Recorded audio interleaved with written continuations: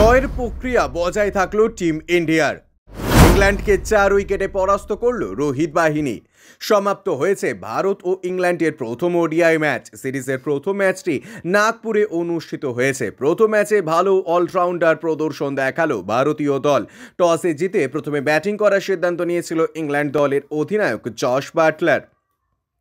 প্রথমে ব্যাটিং করার সিদ্ধান্ত নেওয়ার পর ইংল্যান্ডের দলের ওপেনার দুই ব্যাটসম্যান দুর্দান্ত সূচনা দিয়েছিলেন। ইংল্যান্ড দলের হয়ে ওপেনিং করতে আসা ফিলিপ সল্ট 26 বলে 43 রানের দুর্দান্ত ইনিংস খেলেছেন। পাশাপাশি 29 বলে 32 বানিয়েছেন বেন টাকেট। দীর্ঘ সময় বাদে ইংল্যান্ড দলে ফিরে আসা জো রুটের ব্যাট থেকে এসেছে কেবলমাত্র 19 রান।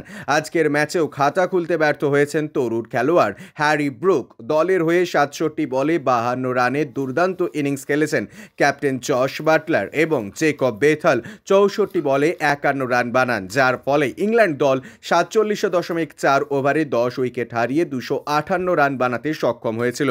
ভারতের পক্ষ থেকে সর্বাধিক 3টি করে উইকেট নিয়েছেন অভিষেক করা, হর্ষিত রানা এবং রবীন্দ্র জাদেজা। পাশাপাশি একটি করে উইকেট পেয়েছেন মোহাম্মদ শামি, অক্ষর প্যাটেল এবং কুলদীপ যাদব। ভারতীয় দল এই রান তাড়া করতে এসে দ্রুত দুই ওপেনারকে হারিয়ে ফেলে। ব্যুরো রিপোর্ট, ইউজে নিউজ।